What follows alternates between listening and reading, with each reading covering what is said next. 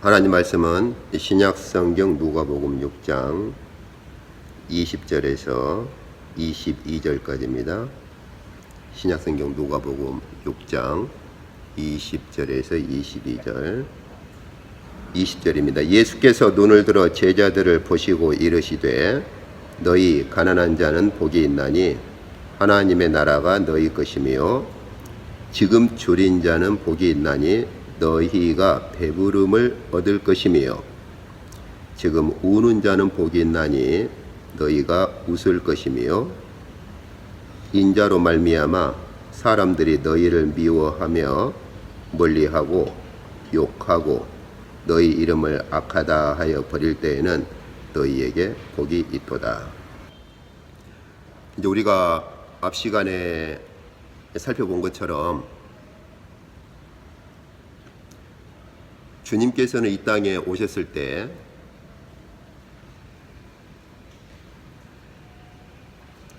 그저 그냥 오늘 한번 이 동네 한번 가보자, 내일 한번 저 동네 한번 가보자, 이렇게 순간순간 즉흥적으로 이렇게 움직이시거나 무슨 일을 하시거나 가르치신 것이 아니었죠. 주님께서는 이 땅에 오셔서 가장 먼저는 십자가의 때라고 하는 그 때를 바라보고서 한 걸음씩 한 걸음씩 걸어가셨고, 그 때를 바라보고 한 걸음씩 한 걸음씩 걸어가실 때 그저 그냥 이 동네 한번 가서 가르치고 저 동네 한번 가서 가르치고 하신 것이 아니고, 그 십자가의 때를 향해서 걸어가시는 와중에서도 그 순간순간을 주님께서 하셔야만 하셨던 일들, 그래서 앞주에 저희가 살펴본 것처럼 하나님의 뜻과 계획과 그 경륜을 이 땅에서 이루시는 일을 하시면서 그 길을 걸어가신 거예요. 저희가 성경을 읽을 때 그러한 주님의 그 걸어가신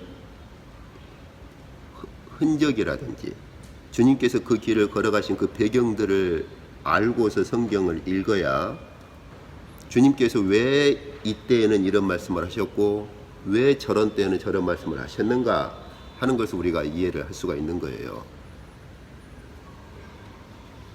그렇지 않고 우리가 성경 읽을 때 주님께서 오늘 마태복음 여기서는 이 말씀하셨네, 누가복음 저기서는 저 말씀을 하셨네, 이렇게 읽고 지나가면 그냥 주님께서 이 동네에서는 이것 좀 가르치고 저 동네에서는 저것 좀 가르치고 그렇게 이해하기 쉬운 거예요. 자, 주님께서 이 땅에서 하나님의 거룩하신 뜻과 계획, 그 경륜을 이루어 가시는 그러한 배경을 주께서 말씀하실 때 나는 무엇뭐를 해야만 한다, 반드시 무엇뭐를 해야만 한다. 원어 성경에서는 아주 중요하게 그 개념을 표현하고 있어요. 하다못해 영어 성경만 보더라도 must라는 조동사를 쓰고 있는 거예요. 그래서 이제 누가복음 4장을 봅시다. 그러면 주님께서 하나님의 뜻과 계획과 경륜을 십자가의 때를 향해서 걸어가시는 와중에서 그것을 이루어 가실 때, 그럼 주님께서 이 땅에서 이루셔야만 하셨던 하나님의 뜻과 계획, 하나님의 경륜이 무엇이었는가? 여러 가지가 있어요. 근데 그 중에 하나가 오늘 누가복음 4장을 보면 4장 43절을 보면은 이제 그 무리들이 예수께서 병도 고치고 그렇게 하니까는 주님을 이렇게 붙잡는단 말이에요.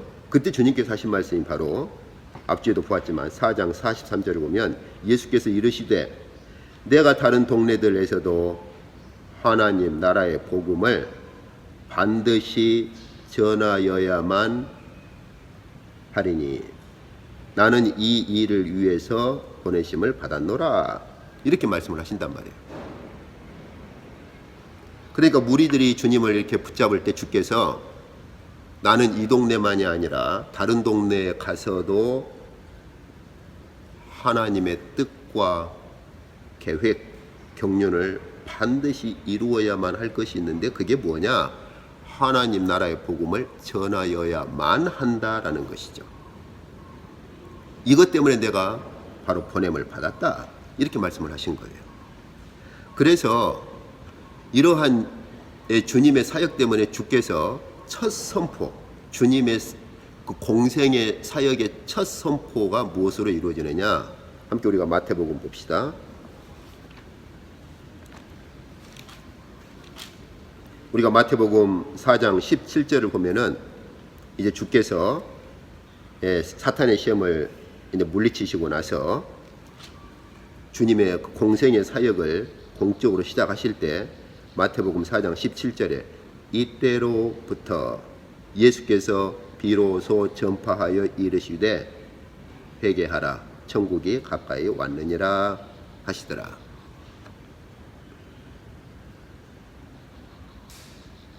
여기 이 말씀은 조금 더 우리가 주목을 해야 될 말씀이에요. 천국이 가까이 왔느니라 이렇게 번역이 되어 있다 보니까 마치 하나님 나라를 한자로 번역할 때 천국이니까 하나님 나라가 가까이 왔느니라, 지금 가까이 이렇게 오고 있다라는 그런 느낌을 받을 수 있어요, 우리가. 그런데 원어 성경에서는 완료 시제를 씁니다. 하나님 나라가 이미 임했다. 하나님 나라가 이미 와 있다.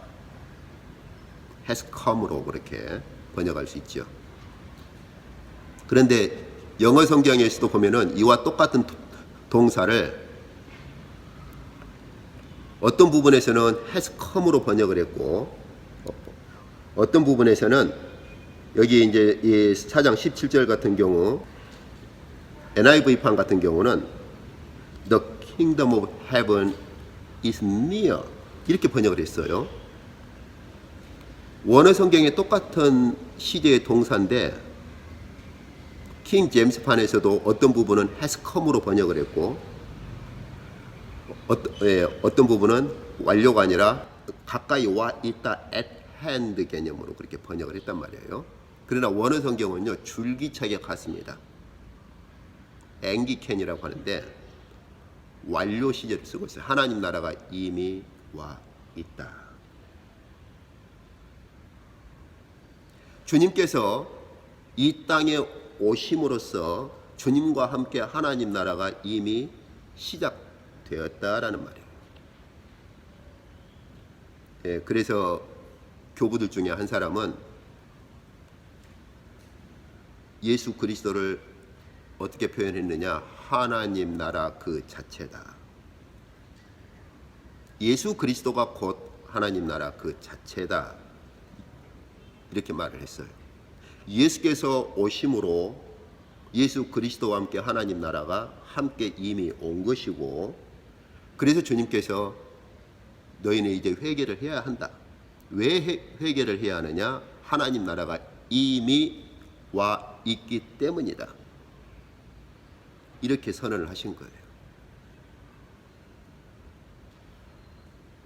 그래서 이제 주님께서 이러한 하나님 나라를 선언을 하시고서 이제 제자들을 하고 함께 거듭거듭해서 하나님 나라가 무엇인가를 계속 알리는 그 일을 하시는 것이죠. 그래서 우리가 방금 보았던 누가복음 4장 43절에서 나는 이제 다른 동네로 가서 내가 이 동네만이 아니라 다른 동네로 가서도 나는 하나님 나라를 반드시 선포해야만 한다. 이 말은 우리가 앞주에 본 것처럼 바로 내가 반드시 뭐를 해야 한다라는 이 말씀은 바로 나는 반드시 하나님의 뜻과 계획과 경륜을 이루어야만 한다. 이런 뜻이 함축되어 있다고 그랬죠. 그러니까 다시 말해서 하나님께서 가지고 계신 뜻과 계획과 경륜은 하나님 나라를 이 땅에 보이시고 선포하시고 그리고 세우시는 거였다는 것이죠. 그 일을 이루시기 위해서 주님께서 오셨다라는 말이에요.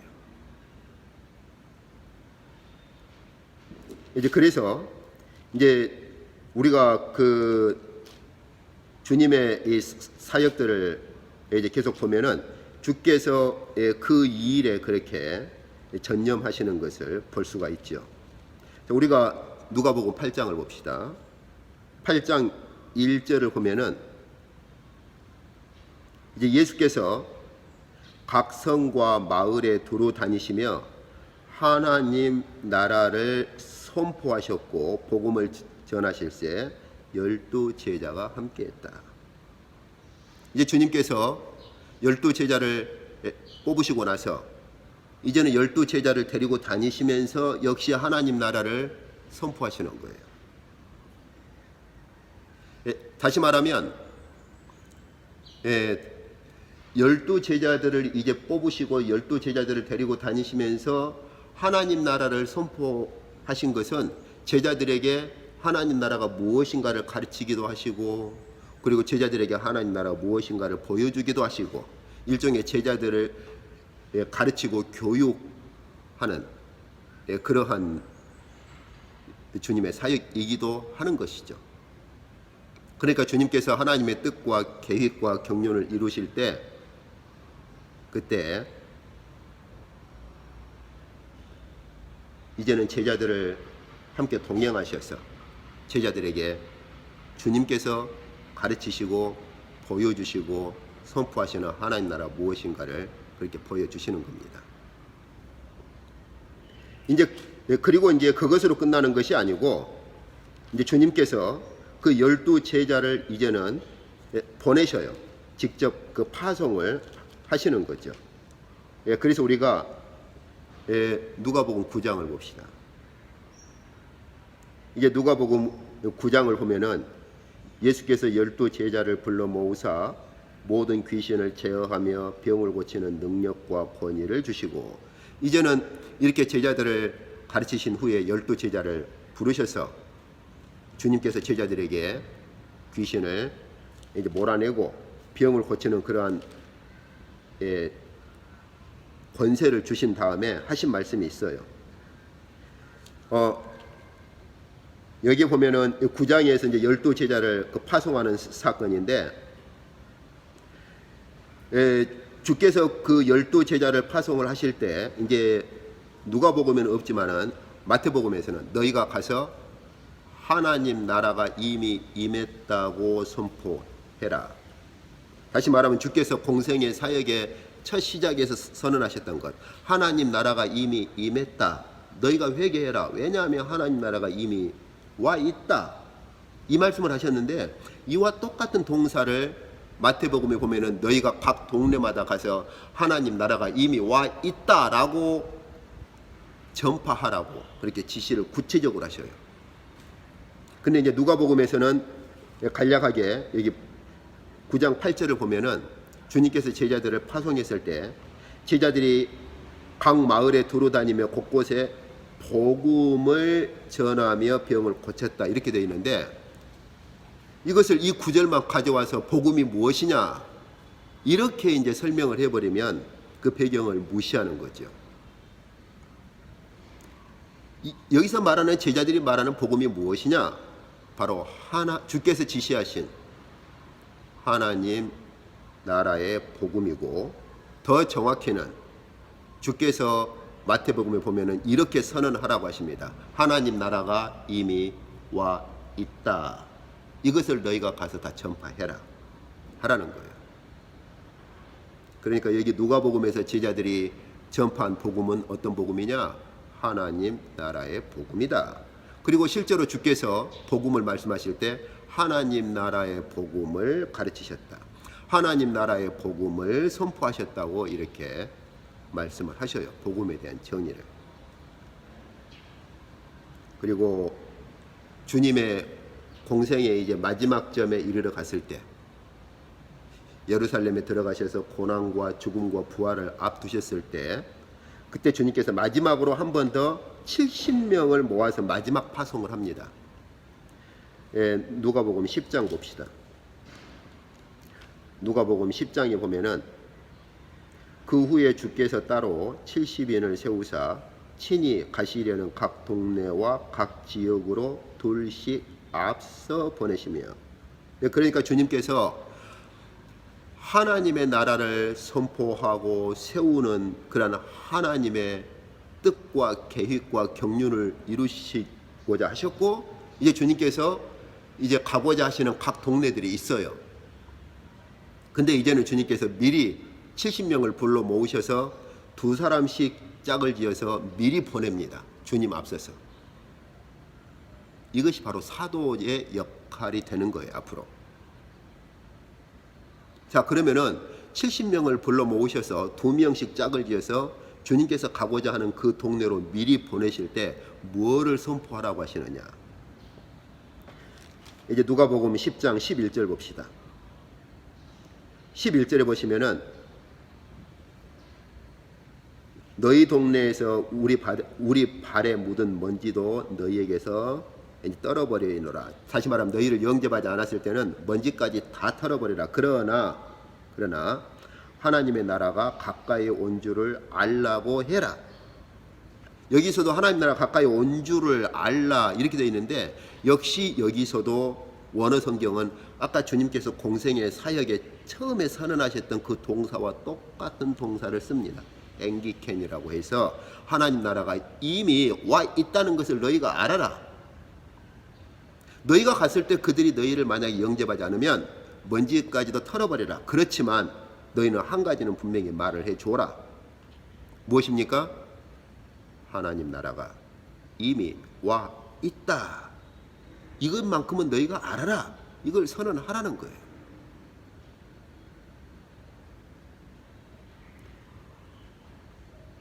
여기서 우리가 볼 수 있는 것처럼 하나님께서는 이 땅에 하나님의 거룩한 나라를 세우고자 하셨고,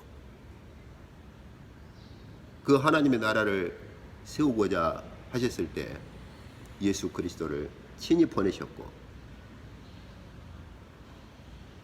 그리고 그리스도께서는 하나님의 그 뜻과 계획과 경륜을 이 땅에서 이루어 가시는 그러한 길을, 십자가의 때를 바라보고 걸어가신 거예요, 한 걸음씩. 그리고 이제 제자들을 친히 부르셔서 제자들도 주님의 사역에 참여하도록 하신 거죠. 이런 점에서 하나님 나라가 무엇인가, 그리고 하나님 나라가 무엇인가를 깨닫고 하나님 나라를 세워가는 것은 하나님께서 주님을 통해 이 땅에 이루고자 하셨던 하나님의 거룩하신 뜻과 계획과 경륜이었다 하는 것을 우리가 알 수가 있는 것이죠. 이것으로 끝나지 않아요. 이제 사도행전 봅시다. 십자가에 죽으시고 부활하신 주님께서 제자들하고 40일 동안을 함께 계시죠. 그때 보면은 사도행전 1장 3절을 보시면, 그가 고난받으신 후에 또한 그들에게 확실한 많은 증거로 친히 살아 계심을 나타내사 40일 동안 그들에게 보이시며 하나님 나라의 일을 말씀하시니라. 여전히 죽으시고 부활하시고 승천하신 주님께서 40일 동안 제자들하고 함께 계실 때, 승천하시기 직전까지 여전히 하나님 나라가 무엇인가 하는 것을 제자들에게 또 가르치신 거예요. 어떻습니까? 하나님 나라는 단순한 신학이 아니에요.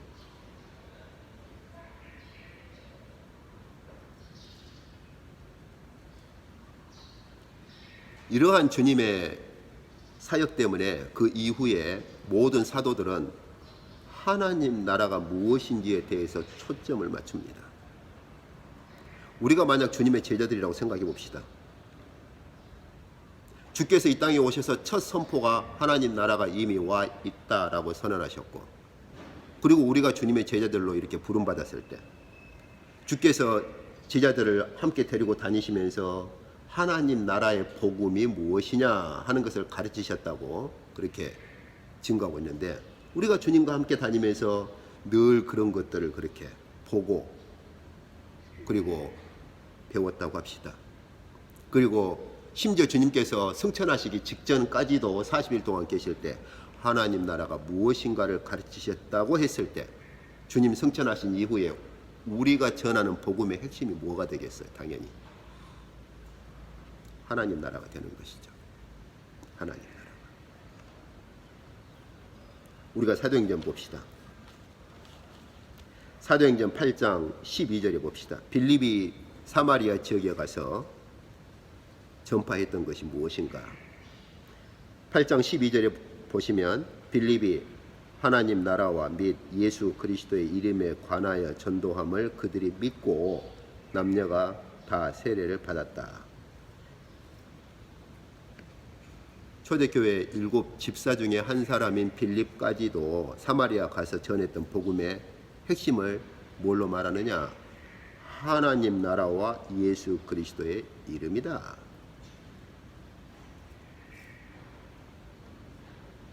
이뿐만이 아닙니다. 우리가 사도행전 19장을 봅시다.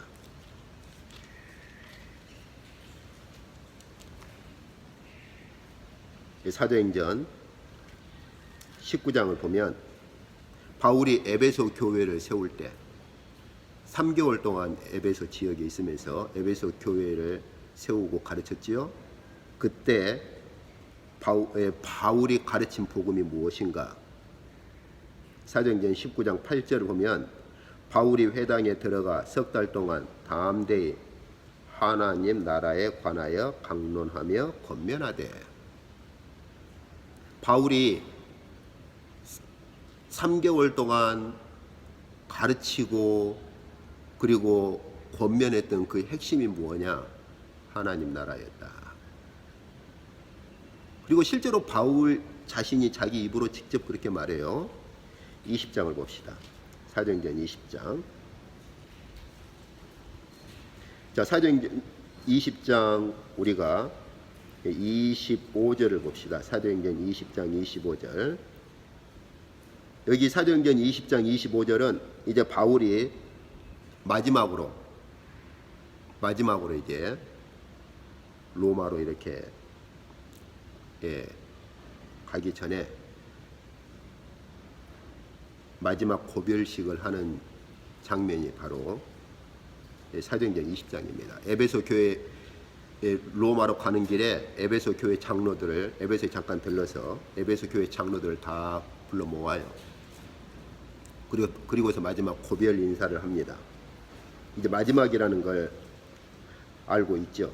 그래서 23절에 보면 20장 23절에 보면은 오직 성령이 각 성에서 내게 증언하여 결박과 환난이 나를 기다린다 하나. 24절에 내가 달려갈 길과 주 예수께 받은 사명 곧 하나님의 은혜의 복음을 증언하는 일을 마치려 하면은 나의 생명조차 조금도 귀한 것으로 여기지 아니하노라. 그러면서 25절에 보면 보라 내가 여러분 중에 왕래하며 하나님 나라를 전파하였으나 이제는 여러분이 다 내 얼굴을 다시 보지 못할 줄 아노라. 바울이 마지막 고별식이에요. 에베소 교회 장로들을 다 불러 모으고 이제 내게 기다리는 것은 환난과 결박뿐이다라고 하는 걸 나는 잘 알고 있다. 그렇지만 내가 이 복음을 전하기 위해서는 내 생명도 나는 아끼지 않는다. 그러면서 마지막 에베소 장로들에게 내가 여러분 다시 말하면 에베소 교회에 왕래하면서 가르친 것이 무엇이냐? 하나님 나라가 아니었느냐? 이렇게 말해요. 그리고 이제 앞으로는 내 얼굴을 다시는 보지 못할 것이다. 바울은 그것을 알고 있었죠. 여기서도 바울은 자기 입으로 에베소 교회 장로들을 불러 모으고 내가 여러분들에게 가르친 것이 그 복음이 무엇이냐? 내 생명까지도 바쳐서 내 생명도 아끼지 않고 여러분들에게 가르쳤던 그 복음이 무엇이냐? 하나님 나라가 아니었느냐라고 이렇게 말하는 거예요.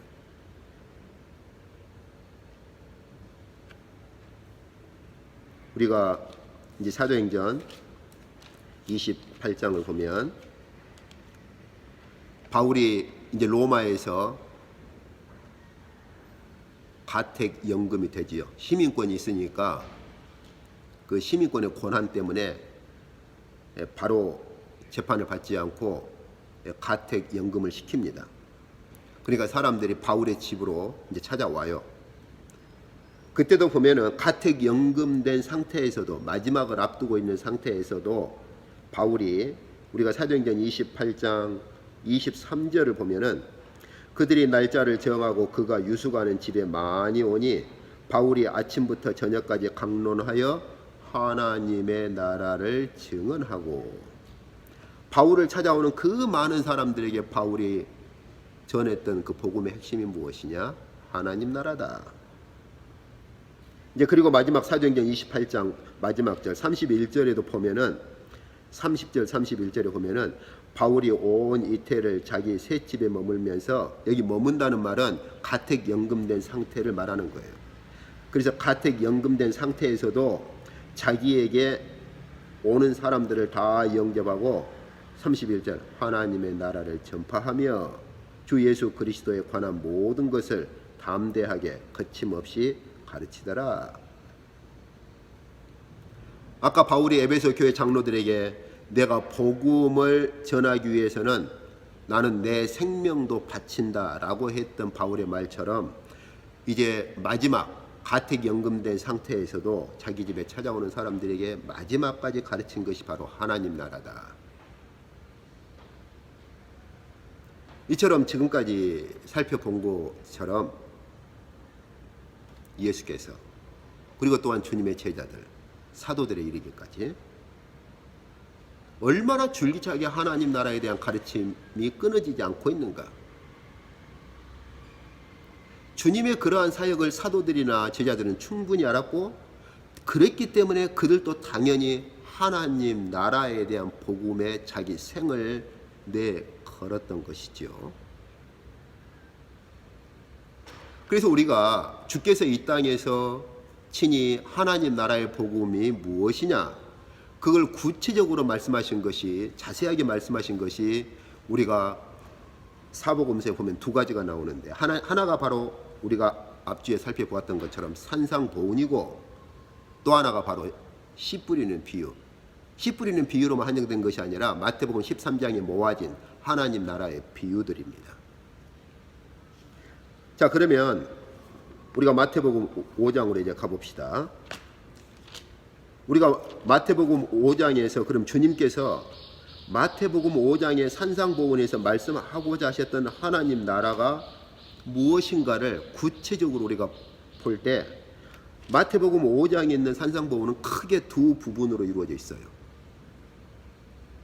한 부분이 무엇이냐? 마태복음 5장 1절에서 15절까지 해서 주께서 선언하신 바로 심령이 가난한 자라. 여기 팔복에 대해서 이렇게도 말하고 저렇게도 그렇게 말하기도 하는데 앞으로 이제 조금씩 더 자세히 볼 거예요. 여기 팔복은 심령이 가난한 자의 팔각형이에요. 이제 로이드 존스 같은 경우는 이제 단계로 말하죠. 심령이 가난해진 다음에 애통하고 이런 식으로 한 단계씩. 그런데 구약에 나타난 배경을 보면 전혀 그렇지가 않습니다. 혹자는 여기 첫 번째와 이제 다섯 번째가 같고 이런 식으로 구조 분석을 한다고 해가지고 이렇게 짝을 짓기도 하는데 그것도 해당되지 않아요. 이제 다음 주부터 저희가 볼 거예요. 여기 마태복음 5장에 나타나는 이러한 팔복, 혹자는 이제 개수를 세면 9가지다라고 그렇게 말을 하기도 하는데 수와 상관없이 이건요, 심령이 가난한 자의 여러 가지 측면들, 다시 말하면 심령이 가난한 자의 팔각형이에요. 그래서 우리가 구약의 시편의 배경을 보면 심령이 가난한 자는 애통하는 자로 살아가요. 8가지 뭐 단계라든지 어떤 각각 이루어져 있는 구조들이 아니고 심령이 가난한 자에게서 나타나는 팔각형이 바로 팔복입니다.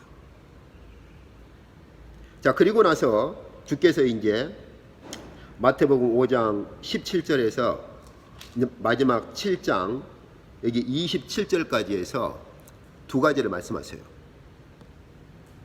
그 시작점이 바로 우리가 앞주에 보았던 것처럼 마태복음 5장 20절입니다. 내가 너희에게 이르노니 너희 의가 서기관과 바리새인보다 더 낫지 못하면 결단코 천국에 들어가지 못하리라, 이렇게 선언을 하셨어요. 그러면 서기관과 바리새인의 의가 무엇이고 서기관과 바리새인보다 더 나은 의가 또한 무엇인가를 말씀을 하시는 거예요.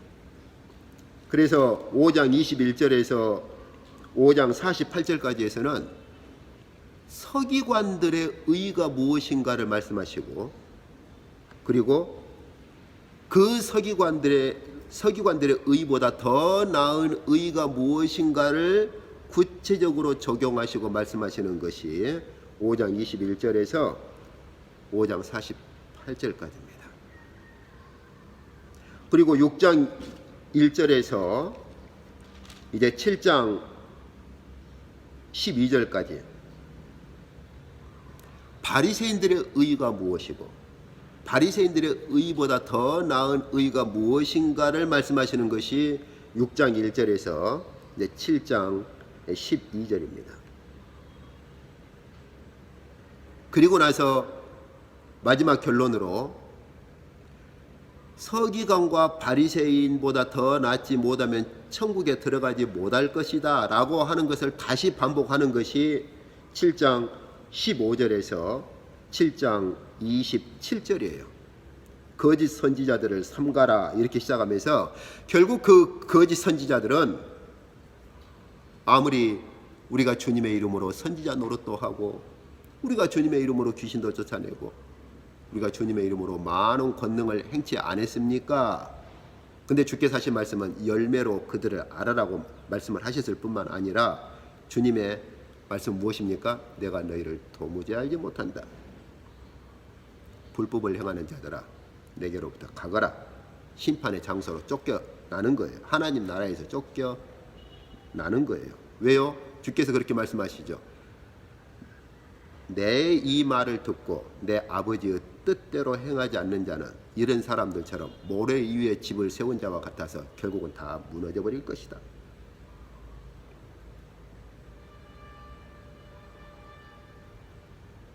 서기관과 바리새인들을 거짓 선지자들로 이렇게 아예 선언을 하시는 거예요. 몇 년 전에 그 바리새인 연구라고 하는 그러한 연구를 하신 분이 글을 하나 올린 걸 조그만 에세이를 본 적이 있는데 굉장히 흥분을 했어요. 바리새인들의 실체가 굉장히 그 당시에 다양했다는 거예요. 맞습니다. 근데 그 에세이에서 주께서 이렇게 정죄하신 바리새인들, 이것이 합당하냐? 왜냐하면 실제 그 당시 바리새인들은 굉장히 다양한 부류와 성격이 있었는데 이렇게 정죄하는 걸 본 적이 있는데 굉장히 오해를 한 거예요. 그 말은 맞아요. 주님 당시 때 바리새파들은 한 가지 색깔로 그렇게 드러난 건 아니었어요. 심지어 어떤 바리새인들은 주님께 협조하기도 했고 어떤 바리새인들은 하나님 나라를 기다리기도 했고 굉장히, 그리고 그 이후에 바리새인들의 발전한 역사들은 굉장히 다양한 컬러를 가지고 다양하게 발전을 해왔어요. 우리가 기억해야 될 것은 주께서 여기서 바리새인들을 너희가 서기관과 바리새인보다 더 낫지 못하면 천국에 들어가지 못할 것이다. 그러면서 마지막 결론으로 거짓 선지자들을 삼가라, 이렇게 말씀하신 주님의 그 바리새인들은 주님을 대적하는 바리새인들을 향해서 하신 말씀이지 주께서 모든 바리새인들을 다 싸잡아서 하시는 말씀이 아니에요. 산상복음 5장과 6장에서 서기관과 바리새인들, 거기에 해당하는 바리새인들을 향해서 그들을 거짓 선지자로 그렇게 말씀하시는 거지, 모든 바리새인들을 향해서 다 그렇게 싸잡아서 다 정죄하는 것은 아니라는 말입니다. 자, 이제 오늘 우리가 이 산상보훈을 보면은, 산상보훈은 크게 두 덩어리로 되어 있다는 걸 알 수 있어요. 하나는 팔복이다. 그 팔복을 보면은 처음과 끝이 뭐예요? 심령이 가난한 자가 바로 하나님 나라가 그들의 것이다. 그리고 다시 팔복 끝에도 이제 그렇게 말씀하십니다. 우리가 그 마태복음 5장 10절을 보면은 의를 위하여 박해를 받은 자는 복이 있나니 천국이 그들의 것이다. 하나님 나라가 그들의 것이다로 시작해서 하나님 나라가 그들의 것이다로 이렇게 두 가지로 팔복 전체를 둘러싸고 있는 것이죠. 마치 그런 것처럼 두 번째 파트, 두 번째 부분, 마태복음 5장 17절에서 마태복음 7장 27절까지도 마태복음 5장 20절에서 말씀하신 것처럼 너희 의가 서기관과 바리새인보다 더 낫지 못하면 결코 천국에 들어가지 못할 것이다 라는 이 선언을 마지막 결론 부분 7장 15절부터서 7장 26절까지 해서 거짓 선지자들은 결단코 하나님 나라에 들어가지 못하고 쫓겨날 것이다 라는 이 결론으로 역시 이제 둘러싸고 있는 거예요. 이런 구조를 이제 영어식 문화권에서는 이제 샌드위치 구조다 이렇게 말해요. 그래서 에세이를 쓰거나 글을 쓸 때 샌드위치 구조라고 이렇게 그들은 표현을 하죠. 마치 이제 샌드위치처럼 이렇게 맨 위와 아래가 이렇게 감싸져 있고 그 안에가 내용물이 있는 것처럼. 이제 제가 호주에서 공부할 때에도 이제 그런 말들을 가끔 해요. 에세이 쓰거나 논문을 쓸 때 샌드위치 구조라는 그런 표현들을 써요. 주께서 첫 번째 부분 팔복을 말씀하실 때에도 하나님 나라가 그들의 것이고 역시 하나님 나라가 그들의 것이다. 다시 말하면 하나님 나라가 누구의 것이냐로 이렇게 팔복을 둘러싸고 있는 것처럼 이제 두 번째 파트도 어떤 자들이 하나님 나라에 들어갈 것이고 어떤 자들이 하나님 나라에 쫓겨날 것이냐로 시작을 해서 마지막 결론도 어떤 자들이 하나님 나라에 들어갈 것이고 어떤 자들이 하나님 나라에서 쫓겨날 것인가 이렇게 말씀하시는 거예요. 이것이 바로 산상보훈 전체 구조입니다. 그리고 그 안에는 조금 더 자세하게 서기관들이 가졌던 그들의 의의가 무엇이고 그들의 의의보다 더 나은 의의가 무엇인가 이 한 부분하고 또 한 부분은 바리새인들이 가졌던 그들의 의의가 무엇이고 바리새인의 의의보다 더 나은 의의가 무엇인가를 이 두 가지를 안에서 자세하게 말씀하시는 거예요. 우리가 마치 이제 샌드위치 빵을 생각하면 샌드위치가 위아래 있고 그 아래 내용물이 있는 것처럼 그런 구조를 가지고 말씀하시는 거예요. 주님의 이러한 말씀의 방식들은 다른 부분에서도 동일하게 나타나는 경향들이 많습니다. 이제 오늘 말씀 맺도록 하겠습니다. 우리는 하나님께서 이 세상에 이루고자 하시는 하나님의 뜻과 계획과 경륜의 그 거룩한 하나님의 역사를 우리는 잊어서는 안 됩니다. 하나님께서 그것을 이루시려고 예수 그리스도를 보내셨고 그리스도께서는 십자가의 길을 향해서 한 걸음씩 한 걸음씩 걸어가시는 와중에서도 그 하나님의 뜻과 계획과 경륜을 이 땅에서 이루어 가시는 길을 걸으셨어요. 그 핵심이 바로 하나님 나라입니다. 하나님 나라는 이미 와 있다라고 주께서 선언하셨어요. 주님께서 오심으로 하나님 나라가 와 있는 거예요. 그리고 그걸 실제로 주님께서 보여주셨어요. 무엇이 하나님 나라냐? 병자들을 고치고, 그리고 병자들을 고칠 뿐만 아니라 하나님 나라가 무엇인가를 구체적으로 가르치셨어요. 그 대표적인 두 덩어리가 산상보훈과 씨 뿌리는 비유입니다. 그래서 앞으로 저희가 산상보훈을 볼 때 하나님 나라에 대한 비유도 가끔씩은 같이 볼 거예요. 분리되지 않아요. 이러한 주님의 거룩한 뜻 때문에 주님의 제자들, 그리고 주님 승천하신 이후의 사도들은 자신들의 복음의 초점을 하나님 나라에 맞추었던 것이지요. 그래서 오늘날 우리가 하나님 나라가 무엇인가, 이것을 주의 깊게 상고하고 살피는 것은 우리의 믿음에 있어서 매우 중요한 것이에요. 아주 중요합니다. 이걸 놓쳐버려서는 안 돼요. 주님께서, 그리고 주님의 제자들을 시켜서, 그리고 사도들도 함께 절대로 놓지 않고 붙들었던 것이 바로 하나님 나라라면 우리도 또한 마찬가지예요. 그런데 하나님 나라가 무엇이냐? 많은 사람들이 잘못 생각한다기보다 많은 사람들이 너무 피상적으로 생각하는 경향들이 있을 수가 있어요. 그러나 하나님 나라는 구체적입니다. 무엇이냐? 바로 산상보훈의 가르침에 나타나 있어요. 그래서 산상보훈의 가르침을 제대로 이해를 못하면 하나님 나라를 제대로 이해를 못해요. 산상보훈을 제대로 이해를 한다는 건 하나님 나라가 무엇이냐 하는 것을 정확히 이해를 한다는 것입니다.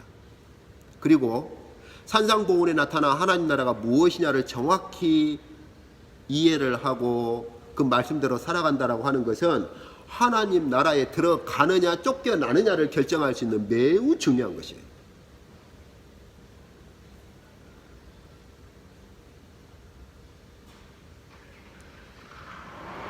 마태복음 7장의 결론처럼 아무리 많은 사람들이 마지막 날에 주님 앞에서 우리가 주님의 이름을 가지고 선지자 노릇도 하고 귀신도 쫓아내고 많은 권능을 행하지 않았습니까? 이렇게까지 말을 함에도 불구하고 주께서 나의 이 말, 지금 내가 하고 있는 이 말, 다시 말하면 산상보훈의 이 말, 그리고 내 아버지의 뜻대로 행하지 않는 자는 나는 도무지 알지 못한다. 내게로부터 가거라. 하나님 나라에서 추방당하는 거예요. 그리고 그러한 자들은 모래 위에 집을 세운 자와 같아서 그런 집들은 결국은 마지막 때 다 허물어져 버리는 것이죠. 그래서 오늘 우리가 이 말씀 보신 것처럼 주께서 앞으로 선언하신 이 산상보훈을 하나씩 살펴볼 때에 성령께서 친히 역사하셔서 우리의 영혼을 밝히시고 우리의 마음을 밝히셔서 하나님 나라가 과연 무엇이고 본질이 무엇이며 하나님 나라에 들어가는 그 믿음이 무엇인가 하는 것을 깨달을 수 있도록 성령의 거룩하신 은혜가 있기를 간절히 원합니다. 함께 기도합시다. 하나님 아버지, 저희가 오늘 주께서 선언하신 하나님 나라가 무엇인지를 보았습니다. 주님께서 그리고 또한 제자들을 함께 데리고 다니시면서 그리고 그 이후에 사도들이 왜 하나님 나라의 복음에 이렇게 집착하고 하나님 나라의 복음을 붙들고 자기 생명을 바치는지를 보았습니다. 거룩하신 하나님, 저희에게 성령의 거룩하신 은혜를 베푸셔서 앞으로 주께서 선언하신 하나님 나라의 거룩한 복음, 이 산상보훈을 상고해 나아갈 때에 저희가 산상보훈에서 하나님 나라의 생명을 얻게 하시고 하나님 나라의 빛을 얻게 하여 주시옵소서. 그럼으로써 저희가 하나님 나라가 과연 무엇인지를 깨달을 뿐만 아니라 이 하나님 나라의 생명을 품고 저희의 남은 생을 걷게 하시며 저희의 생명을 바칠 수 있도록 인도해 주시옵소서. 예수 그리스도의 이름으로 기도하옵나이다. 아멘.